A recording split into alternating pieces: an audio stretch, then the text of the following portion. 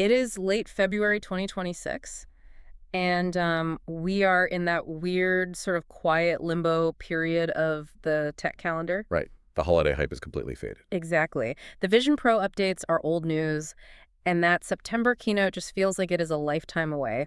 Yeah. But if you follow the supply chain, and you know we do, this is actually the most interesting time of the year. It really is. Because this is when the fog starts to lift. Right. We aren't dealing with wild fan theories or concept art anymore. Yeah, we are looking at the actual hardware orders. Right. We are looking at CAD files Yeah. and supplier contracts and factory tooling orders. This is the boring stuff that actually tells the truth. The receipts, basically. So welcome back to the deep dive. Our mission today is to take this absolute mountain of leaks we have been seeing, from the Korean supply chain reports to the really deep technical analysis from places like TechAdvisor and McRumors and Bloomberg, and figure out what the iPhone 18 actually is. And we're going to filter out the noise for you so you are completely prepared for what is coming. Because looking at the stack of papers we brought in today, it sounds like we aren't just getting a slightly faster phone with a better camera button this year. No, it feels really different if the data is right. 2026 is a watershed year for Apple hardware.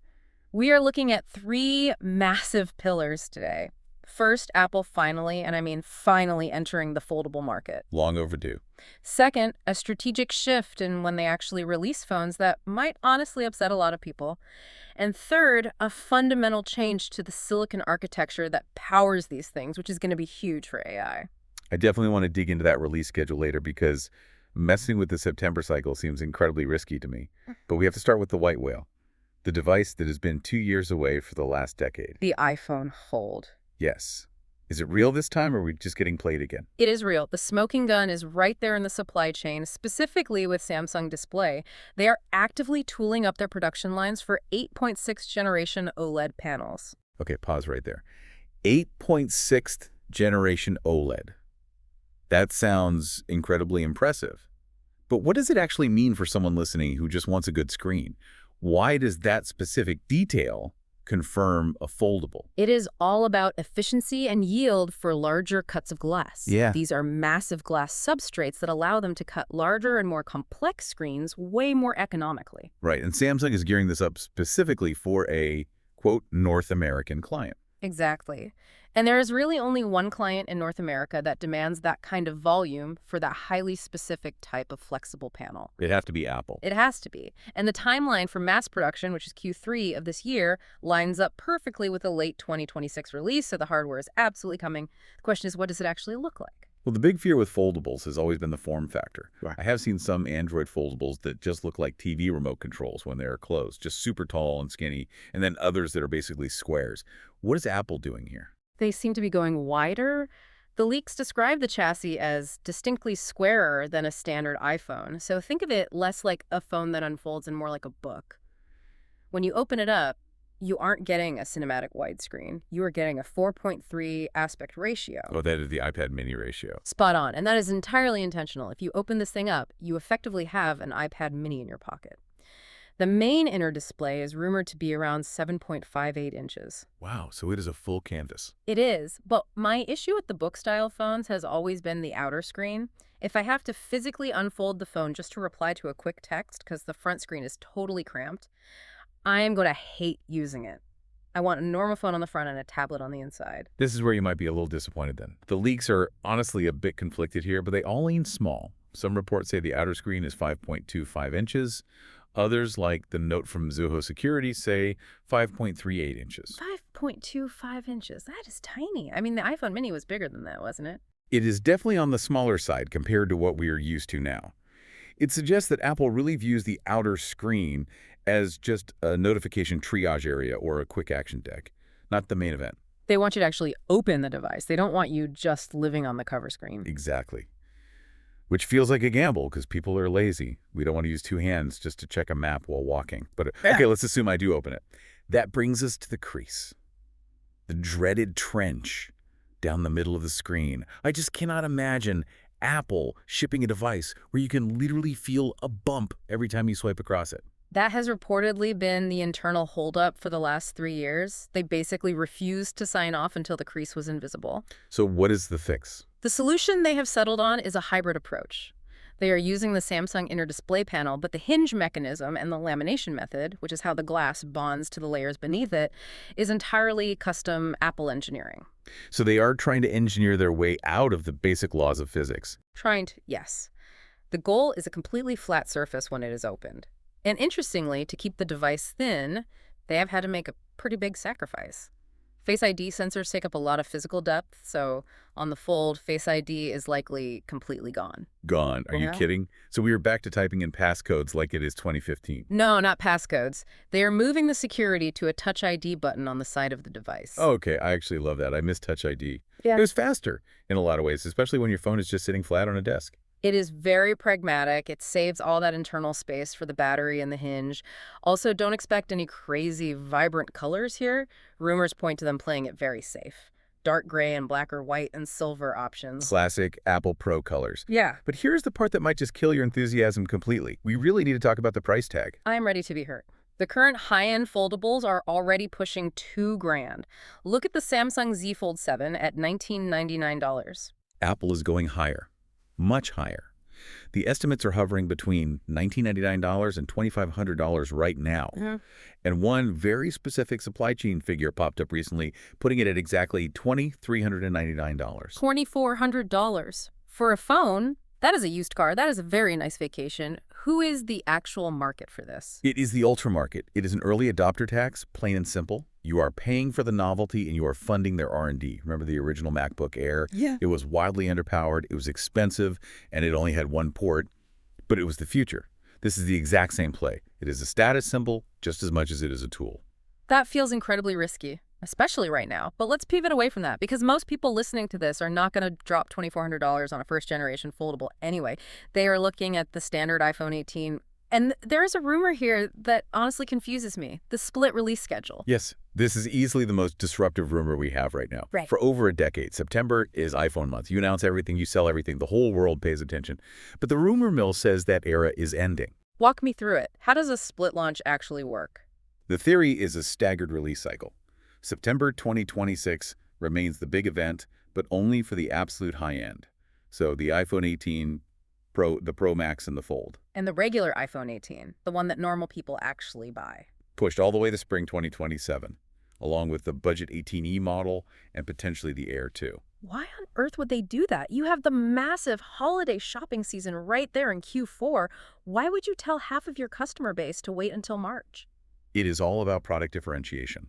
Right now, the lines are blurring too much. The base iPhone is so incredibly good that fewer people feel the absolute need to upgrade to the Pro. By separating the launches by a full 6 months, you psychologically separate the categories in the consumer's mind.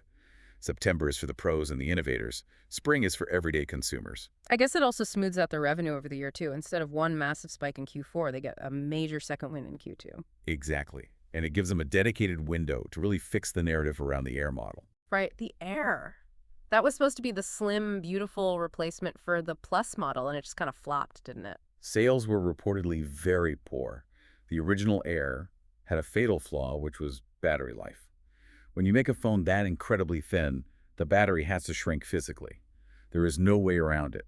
But the Air 2 is expected to have a secret weapon that might completely solve that issue. And it is the same weapon powering the 18 Pro, the 2-nanometer chip. Okay, let's get into the guts of this because we hear these numbers every single year. 5 nanometer, 3 nanometer, now 2 nanometer. To the average person listening, this just sounds like pure marketing gibberish. Why does 2 nanometers actually matter? It is definitely not just marketing. Think of it this way. A chip is basically just a microscopic city of switches called transistors that turn on and off. The smaller that nanometer number gets, the smaller those individual switches are. When you shrink them down from 3 nanometer to TSMC's new N2 process at 2 nanometer, you can pack billions more of them into the exact same physical space. Okay, so more switches equals more power. Yes, you get about 15% faster overall performance compared to the A19 chip. But the real massive benefit is distance. Because everything is so closely packed together, the electrons have less physical distance to travel between the switches. That means less heat generated and a lot less wasted energy. We are looking at roughly a 30% jump in power efficiency. That is massive. So for that super thin Air model, you can have a tiny physical battery but still get all-day life because the engine is basically sipping fuel instead of guzzling it. Precisely. It is the only way a truly slim phone becomes viable as a daily driver. And for the Pro models, that raw efficiency is needed for something else entirely: AI. We really cannot go 5 minutes in tech right now without saying AI, but Apple has been pushing Apple Intelligence so hard lately. How does the physical hardware actually have to change for that? Because my current phone gets genuinely hot when I try to do anything computationally intensive. It is a two-part hardware upgrade. First, that efficiency of the A20 chip we just talked about helps massively with the heat management. But the main bottleneck for AI isn't actually just processor speed, it is memory. Large language models need a massive amount of disk space, so to speak, to lay out all their data while they are actively working. That disk space is your RAM. And Apple has historically been notoriously stingy with RAM compared to the Android side. Yeah. I think the base model has been stuck at, what, 8 gigabytes? Exactly 8 gigs. But that changes this year.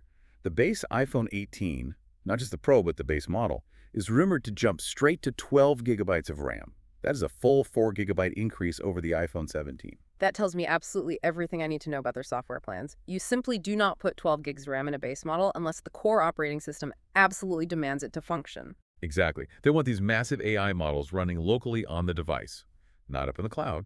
They're doing it for privacy, and they're doing it for zero latency speed.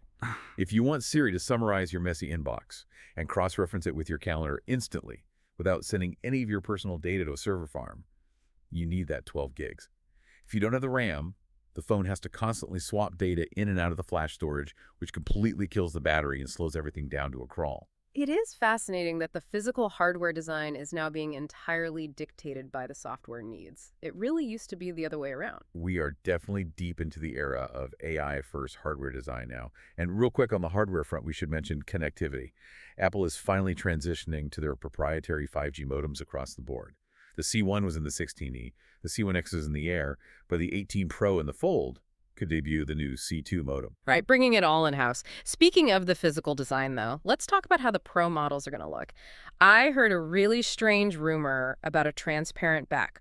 Are we going full 90s clear plastic Game Boy here? Because honestly, I am totally here for that aesthetic. I wish. It's not quite that purely retro. The rumor is specifically a semi-transparent glass back. It definitely looks cool, sure, but again, there's a highly functional reason for it. The expert analysis coming out of the supply chain suggests this is directly linked to a brand new cooling system. How does glass help with cooling, though? Isn't glass basically an insulator? It is, which is exactly the problem they are trying to solve. But it is likely about what is directly under that glass. They are reportedly putting in a new stainless steel vapor chamber. By thinning out the glass or changing its chemical composition to be semi-transparent, they might be vastly improving the heat dissipation from that chamber. As these chips run non-stop AI tasks, they run incredibly hot. Apple is terrified of having another overheating gate, like we saw with the launch of the 15 Pro. So if they can make the active cooling system somewhat visible, or at least incorporated into the aesthetic, it turns a thermal problem into a premium design feature. So the phone might just look a bit techier by sheer necessity. What about the actual colors, though? Do we know what the flagship color is, replacing that orange from the 17? Mark Gurman is suggesting a bold shade of red, though in Apple terms that could easily end up being a deep brown, a burgundy, or a dark purple. The really interesting note, though, is that standard black might actually be completely absent from the Pro lineup this year. No black option at all. That is a bold move. What about the front of the phone? The screen itself? Are we finally getting rid of the cutout? Is the dynamic island dead? We are inching much closer to that, yes. The island is definitely shrinking. On the 17 Pro, it was about 20.76 millimeters wide. The 18 Pro cuts that down significantly to roughly 13.49 millimeters. That is a massive reduction in wasted space. How are they doing it? By actually shoving the Face ID hardware completely under the display pixels. I feel like we have been hearing about under-display tech for 5 years now, and it is always, quote-unquote, next year. Because it is incredibly difficult physics to master. You're basically trying to perfectly read a 3D map of a human face through a dense layer of lit-up pixels. It's like trying to look clearly through a screen door while someone is shining a bright flashlight directly into your eyes. But the recent supply chain orders strongly suggest the sensors have finally passed Apple's internal quality control. The selfie camera itself is still going to be a physical hole punch, but the rest of the scanning sensors are buried. So we get a much smaller hole punch. That is definitely welcome. I also saw the screen brightness numbers, and they are getting genuinely absurd. 3,000 nits. Yes, 3,000 nits, peak brightness, and 1,600 nits in standard HDR. And it's still using the 120 hertz LTPO panel, so it stays super smooth. But why 3,000 nits? I mean, seriously, my living room TV isn't even that bright. It is entirely for outdoor usability. Apple wants the phone display to be perfectly legible even in direct beating midday sunlight. It is a total brute force solution, but it absolutely works. Okay, so we have a super bright, AI-ready 2 nanometer, potentially semi-transparent phone, but the one thing that still moves units and sells phones more than literally anything else is the camera system.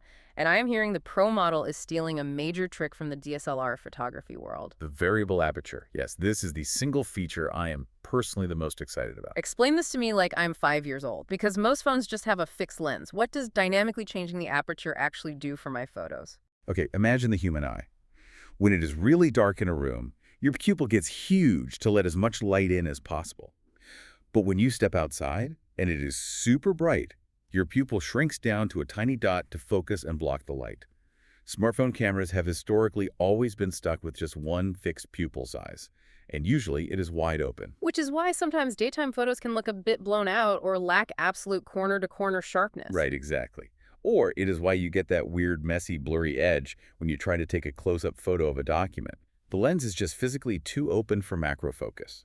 The iPhone 18 Pro, however, is rumored to have a mechanical shutter over the 48-megapixel main lens that literally physically opens and closes. So the phone can mechanically control both the light intake and the optical depth of field. Exactly. In bright, blazing daylight, you can stop the lens down, make the hole smaller. That makes the entire image completely razor-sharp from the subject all the way to the background. But in low light, you open it incredibly wide. It means the portrait mode blur won't just be software guessing where your hair ends and the background begins anymore. It will be real, authentic optical physics doing the work. That is a massive deal for anyone who actually cares about mobile photography. It is moving slightly away from just computationally fixing bad raw data and moving back to relying on good glass and real mechanics. It is a perfect marriage of both, honestly. Because paired with that mechanical lens is a brand new, custom 3-layer stacked sensor from Samsung.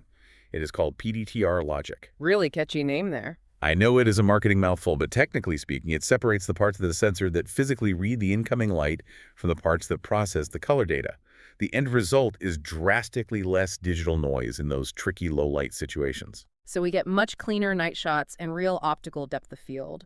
What about the front camera, though? The selfie cam. I feel like with all the Zoom and FaceTime calls we do now, that is the camera I use the most, and it is always objectively the worst one on the phone. Not this year. This is going to be a board-wide upgrade. Every single model, even the base 18, is jumping from 18 megapixels all the way to 24 megapixels on the front. It is about time. And on the Pro specifically, because of that shrinking dynamic island we talked about earlier, they are repositioning the entire camera module. We are likely going to see a much wider field of view out of it, so you won't have to awkwardly extend your arm 3 feet away just to fit 2 people in the frame for a selfie anymore. So just pulling all of this together, we have the new foldable, which honestly sounds incredible, but it is priced like a used Honda and has a remarkably tiny front screen.